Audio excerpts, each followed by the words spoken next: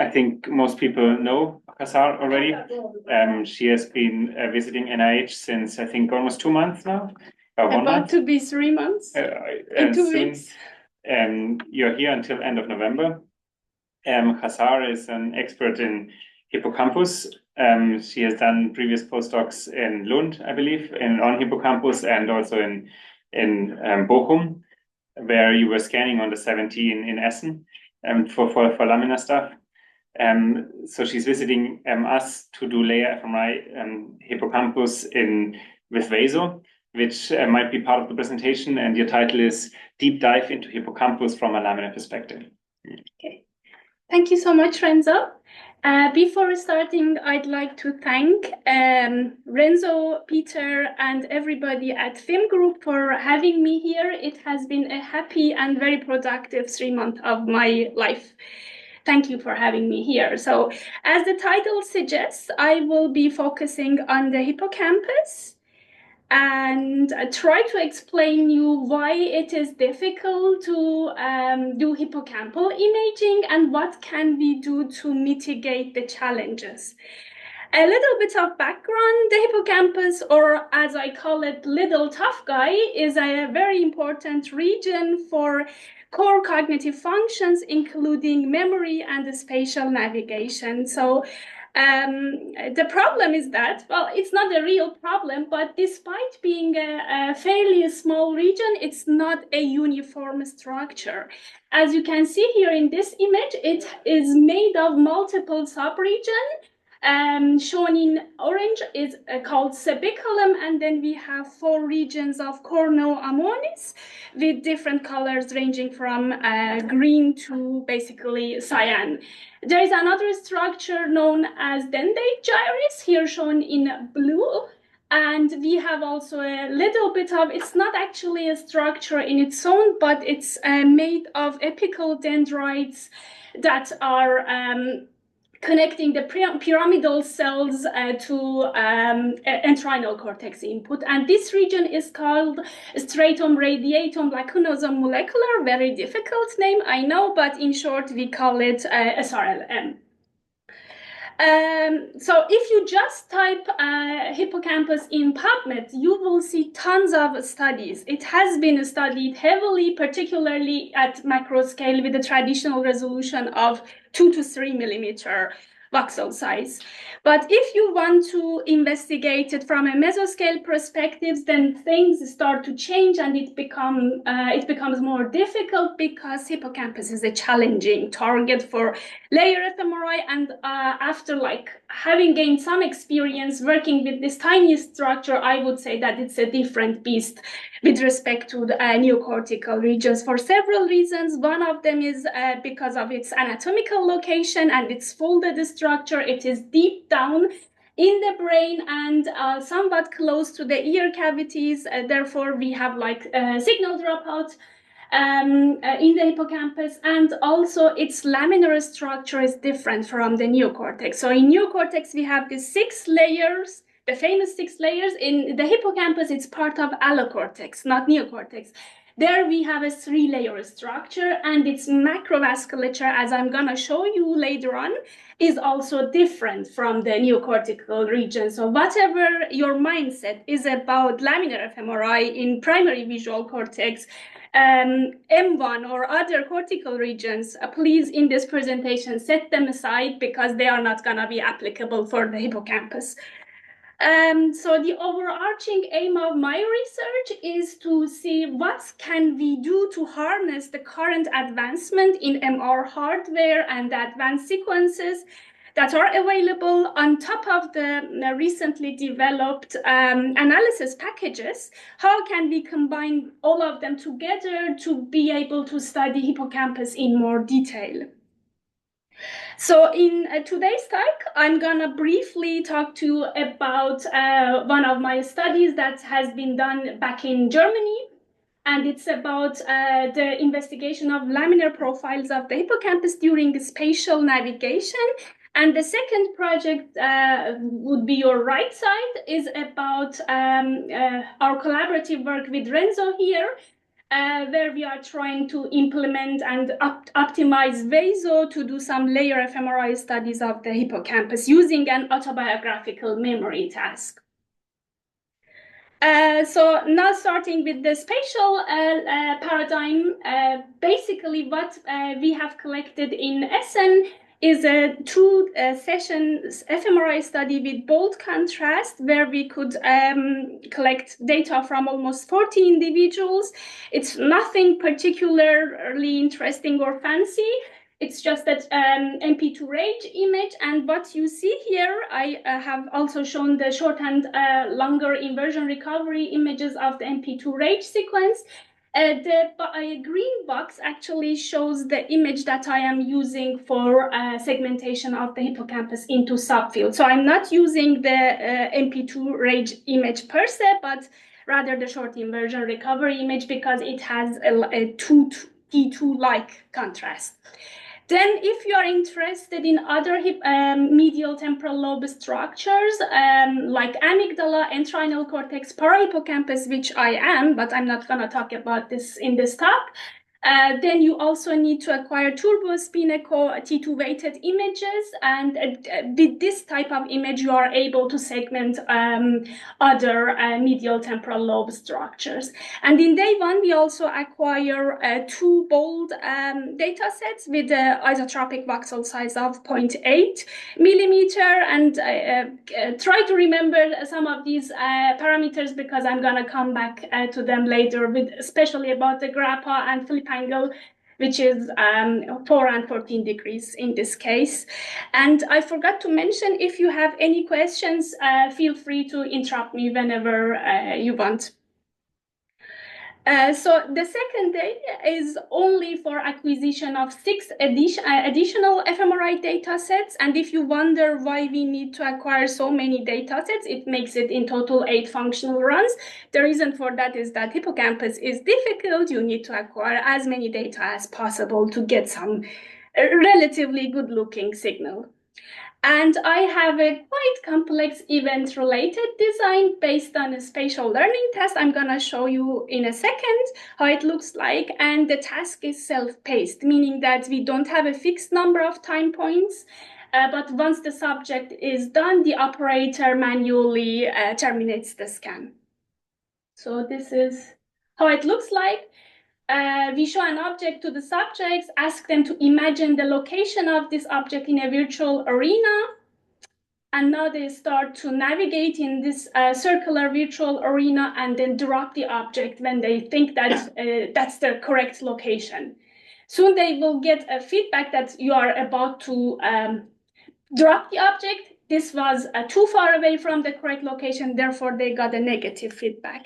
And now they are going to basically collect the object from its actual location, and we finish the paradigm by having a second round of imagination about the location of the object. Okay, so what I am interested in is that how the subjects navigate in this virtual environment, and for that our lab basically has developed some abstract navigation strategies. I will do my best to explain it to you here. One of these metrics is called the straightness index, which, as the name suggests, is a measure which indicates how straight was the path of the subjects in the arena. And how we calculate this measure, basically, this star, if I can, okay, this star is the correct location of the object. This circle is the drop location of the object, where the subject thought that this might be the object location. And they went through a path like this curvy path they took. What we do to calculate the straightness index is that we calculate the length of a direct path, had they taken such a path, and basically divide this by the length of the observed path. And that gives us the measure of straightness index. The closer this value to 1, it means that you are going in a more direct path. The second measure that we have developed is called a median deviation to environment boundary. And the reason we came up with this measure is because we noticed that some of our participants had a tendency to move around the boundary of the environment. To take this into account, this second metric was developed, and how we basically calculate it is that we take the point-by-point distance of each of the points in the observed path from the environment boundary and then take the median value out of it. Do the same for the direct path and then subtract them from one another. The more positive value would indicate that you are navigating more toward the environment boundary. And the third metric is actually used quite frequently in navigation research. It's about drop error, and it's simply the Euclidean distance between the correct object location and the actual drop location. The shorter this distance means that you had lower drop error. So now in this example, I'm showing you two navigation paths of two different subjects, and you can tell the difference that it's quite crazy. One of them is a pasta, basically, a very curvy path they had, and the other one seems that they are just going straight. And also sometimes subjects are different in terms of how close or how far they are from the environment boundary. So a little bit about pre-processing of the data, how I do my stuff basically is that there is a recently developed package known as hipUnfold, publicly available. Everybody can use it. It's easy to use.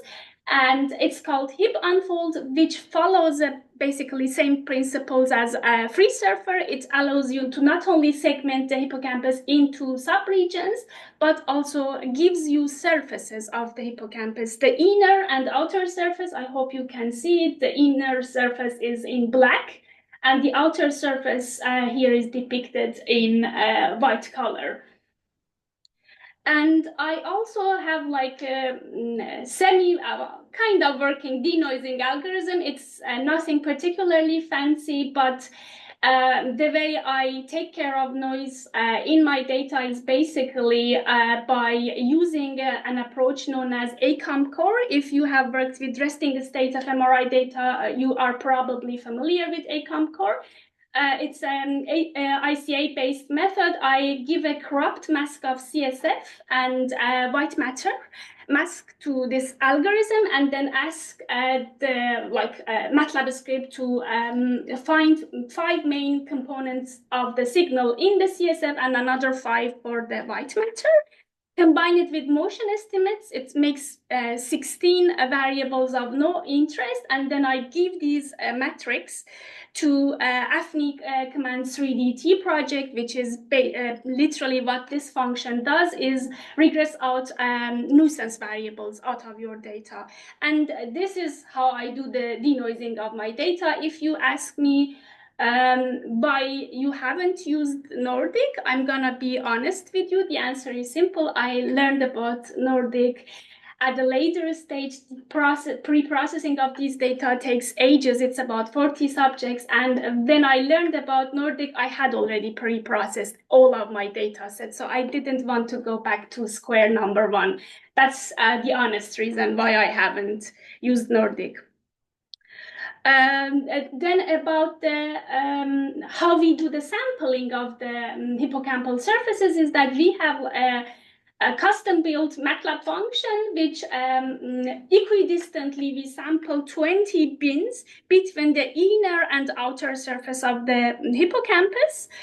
This approach is also indicated in a paper of my colleague Victor Pfaffenroth.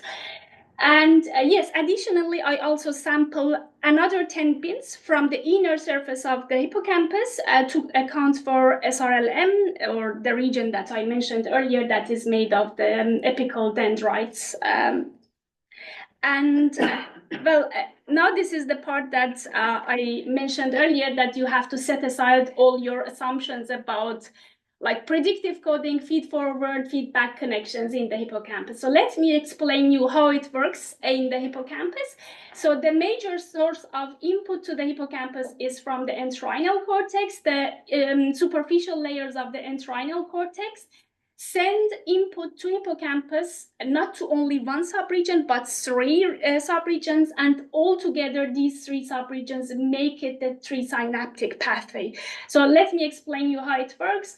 From the entorhinal cortex, first there are some inputs are sent to the dendrite gyrus via the perforant path, which is just white matter bundles.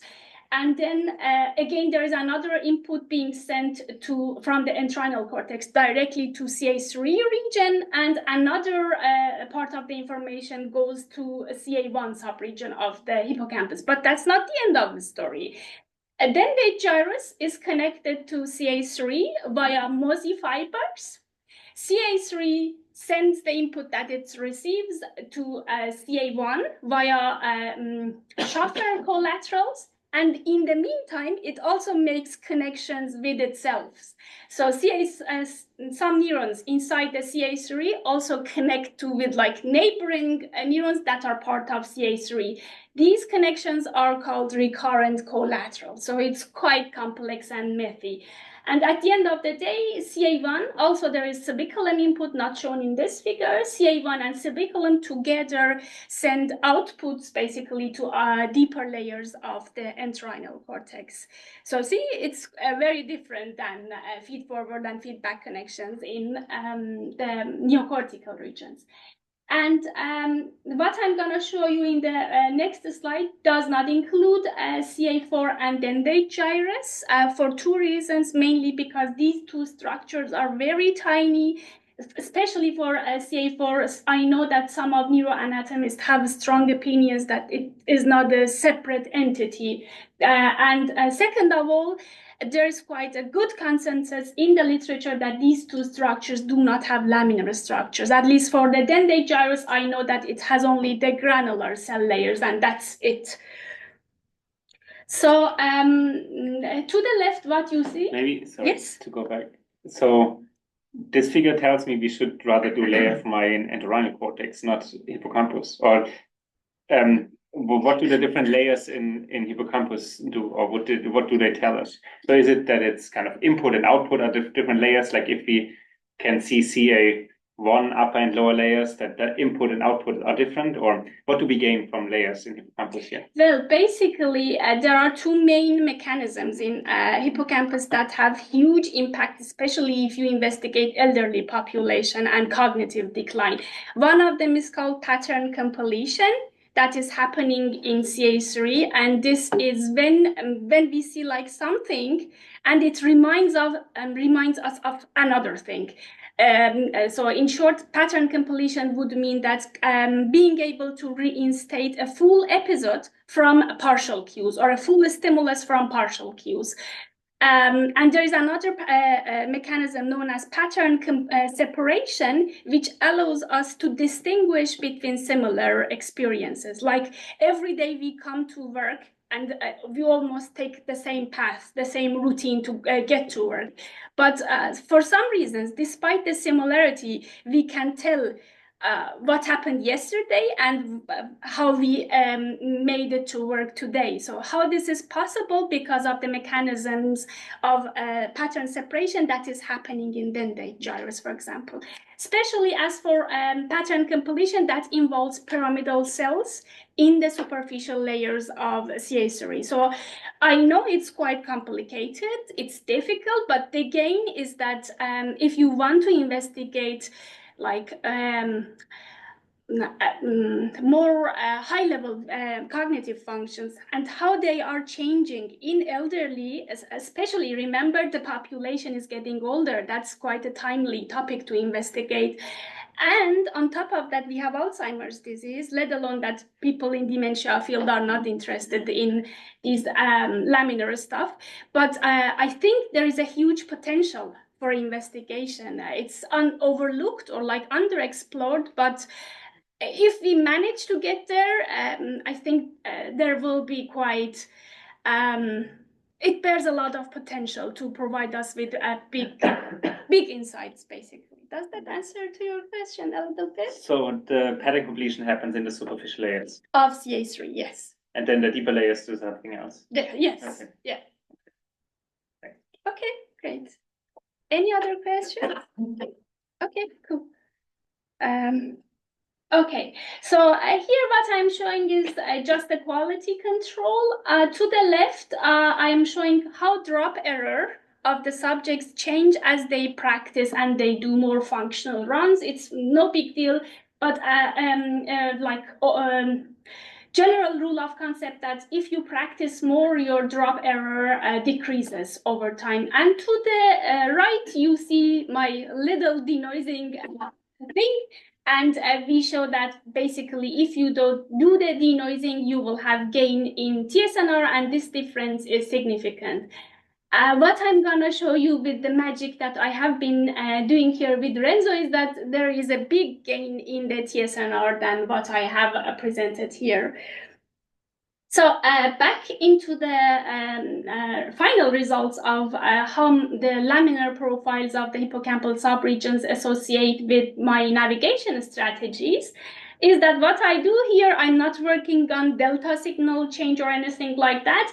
I take the bold signal intensities per bin and I feed this information to linear mixed effect models and with multiple variables. Here you can see that I basically like Z-transform my navigation strategies, drop error, deviation to boundary, straightness index, plus two other variables, the object numbers and trials, as well as the random effect of subjects.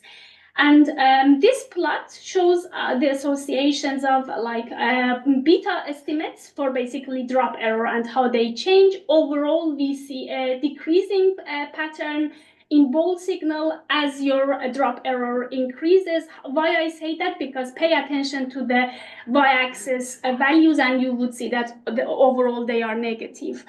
And this association is significant across the whole depth of cerebellum, CA1 and CA2, but only significant in the inner depths of CA3.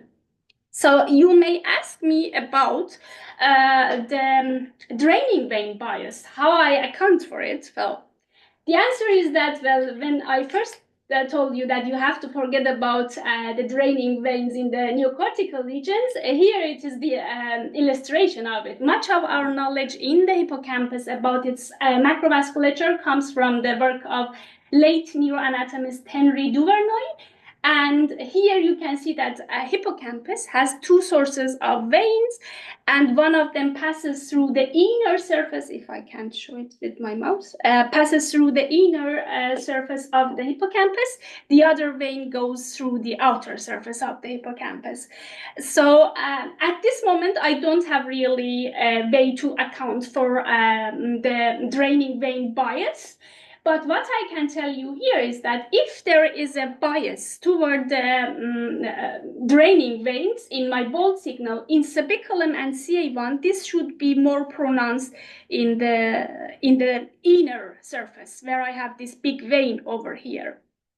So in cerebellum CA1, shown in green and red, may be the significant results that I have in the inner surface. They may be affected by the draining veins. I'm not ruling this out.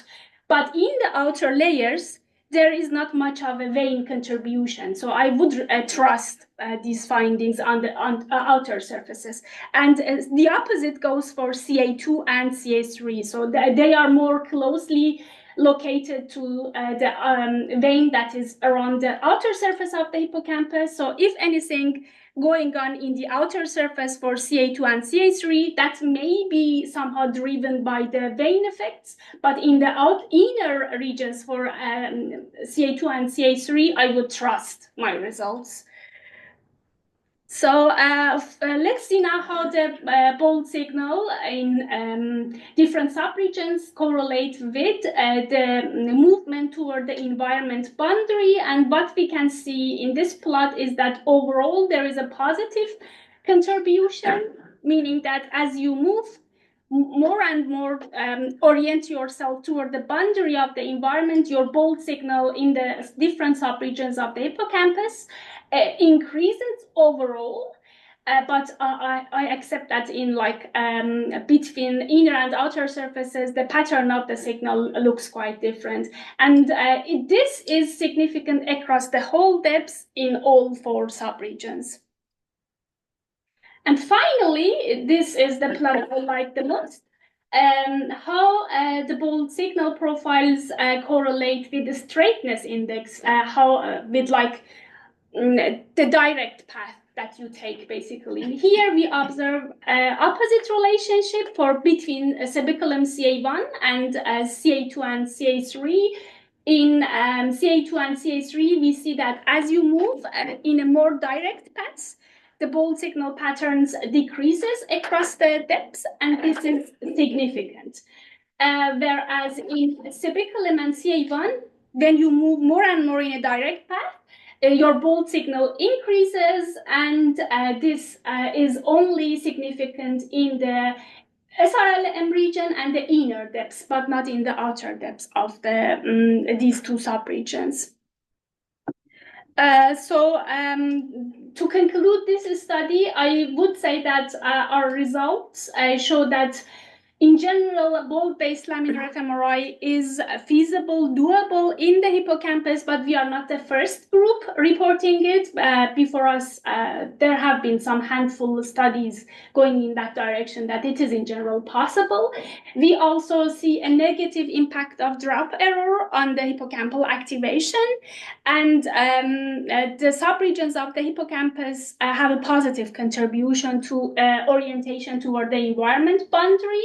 And finally, we observe differential associations between the laminar profiles of hippocampal subregions with the straightness of the path that you take. So this, I guess you also agree with me that how can we account for draining brain effects in the hippocampus? Can we apply vaso to hippocampus?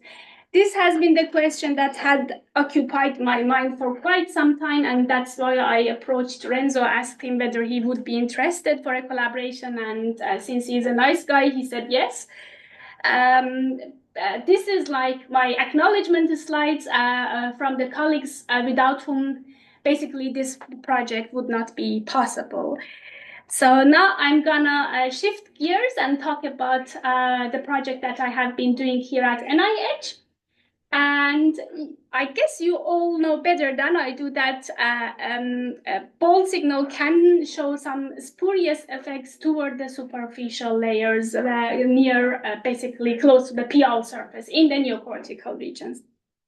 But as I just showed you from the Duvernoy's illustration in the hippocampus, it gets funny. The blood can drain both from the inner and outer surface of the hippocampus. So it's actually makes it even more difficult.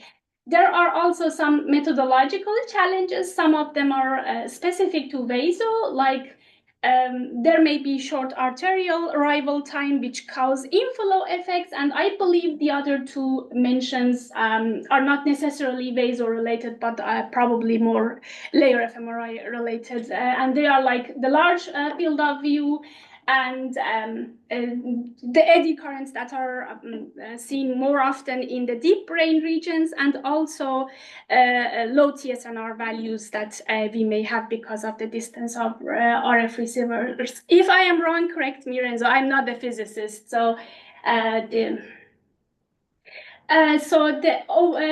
our goal was to develop and validate a vaso protocol that is tailored to hippocampus.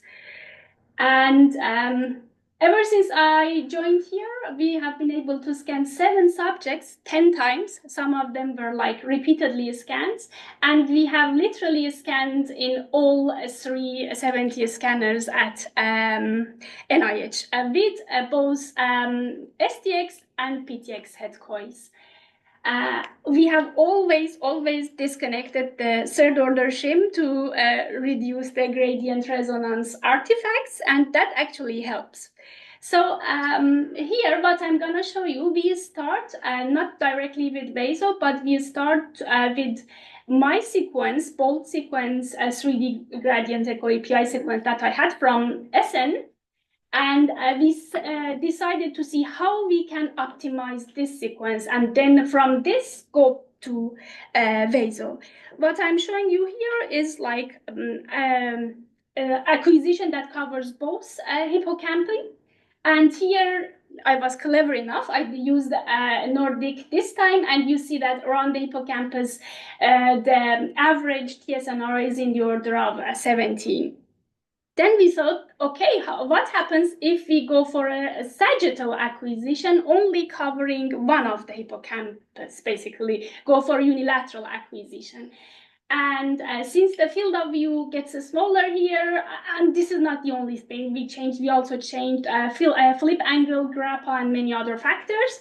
And here you can see that now the TSNR value is about 21.84, which is somewhat higher. So based on this optimized gradient echo API sequence, then we thought that, okay, how we can change different parameters in the Vaso sequence that gives us best results in terms of TSNR and minimal artifacts as well as minimal inflow effects. So this is like, this figure shows the gist of the results and the best parameters that we came up with after many iterations. Voxel size is the same as what I had in from my Germany study, but we decided to reduce grappa and increased flip angle. It's almost by a factor of 2. And yes, we have also, let me see, the effective temporal resolution is about 6 seconds. The readout TR is about 71 milliseconds, and TR is almost similar to what we had before, about 2.5 seconds. And the blood nulling time is about 1.5 seconds, roughly. Okay. Are there any questions so far? Okay, great. So here in this figure, I'm showing the comparison of TSNR maps and also how the Vaso, mean bold and Vaso images look like when comparing the PTX and versus STX system. And what we noticed is that, well, overall, both of them are looking quite good, with the tiny difference that maybe TSNR is slightly higher with the STX system. For example, for bold, you see that TSNR is about 35. In PTX, it's 30. And in Vaso, we have a TSNR of 27, whereas for STX system, Vaso TSNR is 29. So a marginal increase in TSNR for STX system. I'm not sure why, but maybe because of the G factor amplification. Maybe Renzo knows better. So if you have questions in that direct, please ask him. Maybe worth mentioning here is that for PTX, you used it in CP mode, like we didn't do PTX shimming. We just used the PTX call. Oh yeah, that's true. Right. Yes. Sorry. Okay, and this is one of the figures I like a lot. Look how image quality changes after the magic that Renzo does. Here we have like disconnected third order shim. We have done some adjustments for bandwidth, RF bandwidth, and we have also, as said, done sagittal acquisition. We have redot in the z-axis, which apparently causes the least eddy currents related artifacts. And yeah, it looks obvious. I don't need to explain any. It's a short-term eddy currents that is different for the C. Thanks. Okay. And here are the inflow effects. That's what we see after changing several parameters in the inversion pulse, basically. And we do see that basically in this GIF is that most of the inflow effects are observed in the large vessels near the PL surface. And the modulation of the inflow effects in the hippocampus is not drastically different from the gray matter itself. So we may have a little bit of inflow effect, but with like the optimizations that we do, we at least reduce it with compared to the previous underlying image, basically. Additionally, since we had access to different types of the Siemens scanner, we also did a quality control there and see that, okay, the optimized sequence that we have, how stable is it, or how applicable would that be across all clinical 70 scanners? Maybe Siemens, and I'm not sure about the Philips, but yeah. So what we see here is that two of the scanners here are 70 teras. We call them A and B, and we do see crispy mean vaso images or the division image, and the TSNR value is like comparable. Maybe there might be some inter-individual differences for the second participant, I'm not sure. But to the right, you see the same results obtained from the older generation of the 70 or 70 classic scanners. And yeah, just compare the TSNR values for yourself, and you would notice that it's overall comparable values. So it shows that the optimized sequence is independent of the scanner is working, basically. And I'm gonna reach to almost my final slide. Here, then, once we had the sequence up and running, we decided to see how we can validate it. Basically using the autobiographical memory task, where the subjects are thinking about a memory in which they had a central role, and they also have a very simple math task like subtraction or addition, nothing complex. And here what I show to you is the contrast of memory performance versus math performance in one of our subjects. Actually, I have done these results for 2 participants. I'm only showing the results of one because the layer profiles of the second subject was quite crazy. So I'm only showing my best looking subject. I'm gonna be honest. So yeah, what you see here is that we have significant activity in different subregions of the hippocampus. This is already good sign, voxel level, although like uncorrected for multiple comparisons.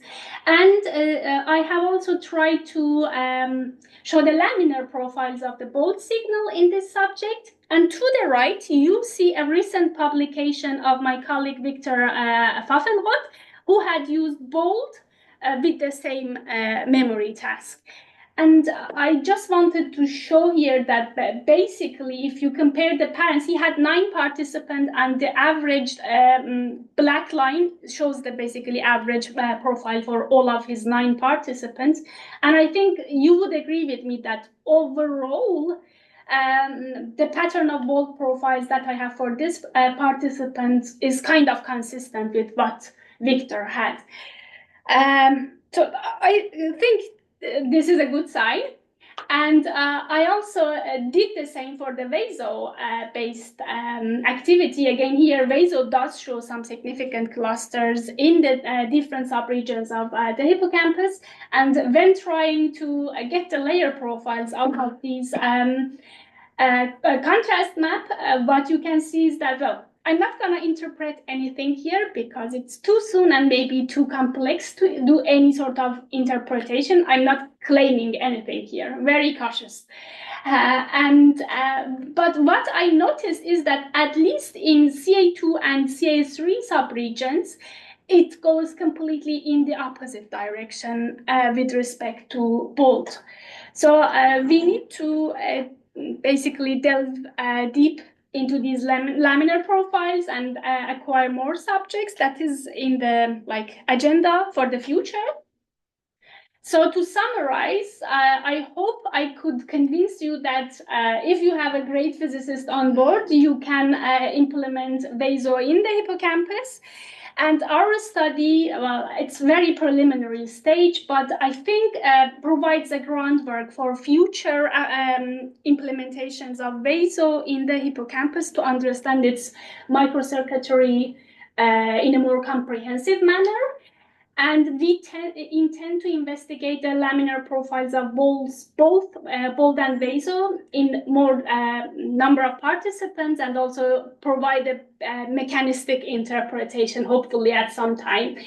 And I'd like to make you aware of the fact that there is a very similar study in Berkeley with Dr. Feinberg's group going on. They are almost pursuing a similar direction, but since they have like next generation 70 scanners, they may be able to account for the weaker sensitivity of the vasal sequence that we have here. So with that, I'd like to thank everybody here. Stephanie Marley, they helped me with data acquisition. Tyler has been of great help. Dorian helped me with pre and post visa related issues. Peter for having me, allowing me to be part of his lab. Thank you very much. And my heartfelt thanks goes to Renzo for being a very good friend and a great scientist. Thank you very much.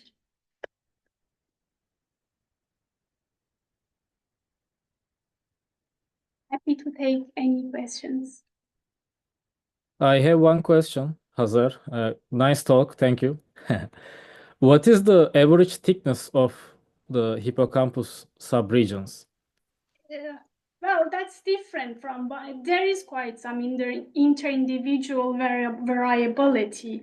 What I can tell you with more confidence is about the overall thickness of the hippocampus, which is in the order of like, people say that on average, the hippocampus thickness is somewhere between like 1 to 3 centimeters. 1 to 3, okay. So I was thinking about it because in Duvernoy's drawing that you showed, there was a clear thickness variation if you follow the curvature, where the CA2 is and where the CA1 is. So I was just wondering, because I feel that this might be an important point to pay attention when you are resolving layers, right? You are using 0.8 millimeter isotropic imaging.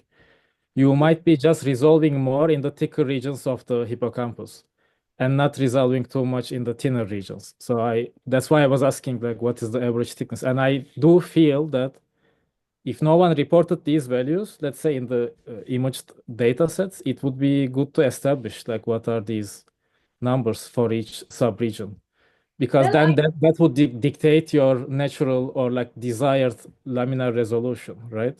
To distinguish upper and deeper layers of it. That is a very good point. Thanks, Farouk. What I can tell you is that, well, basically with the available software, like, for example, Hip Unfold that I have used here, it does provide you with like a subjective level thickness of each of your subregions. But there is like quite some variation from one subject to another. That's why I did not give you a specific number, because it varies from one subject to another. But with current available tools, we can estimate this per subject. But yeah, overall, I think your comment is valid and worth exploring further. I agree with you. Yeah, and just to finish on it, like I think it's very critical to interpret your laminar findings at the end. Like, let's say if in one subject you are getting a straight line, like maybe that subject, because you said variation is high, just have a much thinner region in the hippocampus. Therefore, you are not like resolving with your imaging resolution, right? So you might need to be aware of this. Okay. Yeah, that's a good point. Yes, I agree. It's also similar to studying like very thick region of the cortex versus V1 that is much thinner on average, as we know, right? We would resolve less there, like something like this. Yeah, fair point. Yes, I agree with you. Maybe to circle back on the answer that you mentioned, like you said, hippocampus is like 1 to 2 centimeters. Like, on average, but you're not referring to the cortex, right? You're referring to the entire hippocampus. The overall, yes, not subregions, so the whole thing. The cortical thickness, or like the thickness from inner to outer surface, is in the range of like 4 millimeters or something, right? 3 to 4. It's not in the range of centimeter, is it? What I mentioned, like if you unfold it, put it like, open it up, right, from the whole, we call it long axis of the hippocampus. So overall, yes, that would be around in the order of somewhere between 1 to 3 centimeters. That's what is written in the literature. But I think you are correct that if you like want to look at from the inner to outer surface, maybe around 3 to 4 millimeter. Yeah. I think before curvature, there's a huge volume difference. Like CA1 is about 10 times more volume than CA2, right, I guess? Yes, that's And very this may change the gray matter to vessel proportion. I mean, I saw one of the slides you have like amplitude difference across CA1, CA2, CA3. I don't know if there is any normalization needed to address that.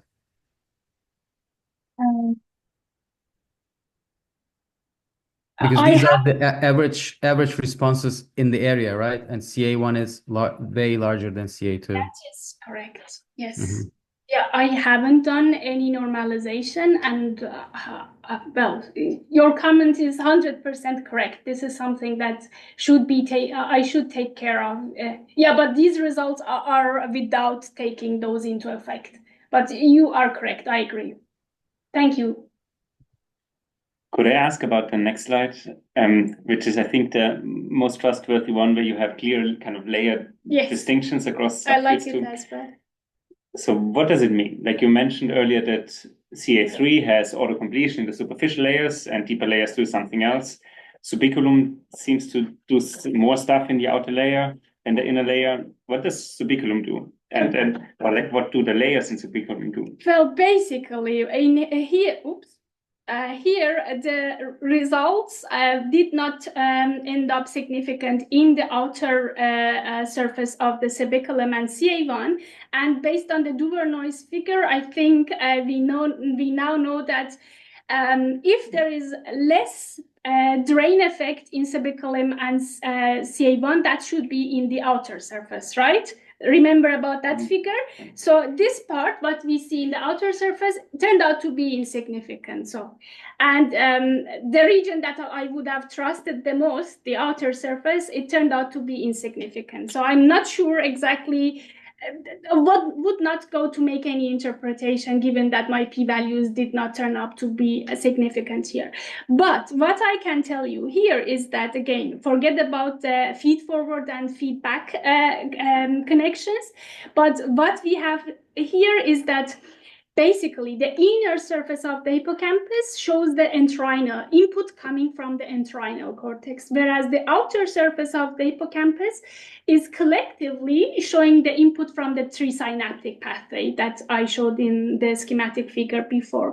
So overall, this figure may be showing that to us. I'm not going to comment on subiculum CA1 because, again, this insignificance pattern that I have, but maybe in the CA2 and CA3, given that the inner surfaces are where you would rely most because they are more susceptible to the outer surfaces, maybe I would say that seems that for the straightness index, the contribution of the input coming from the entorhinal cortex would be much more important as compared to the input coming from the trisynaptic pathway. That's how I would frame it, with respect to the how direct you walk basically in the arena.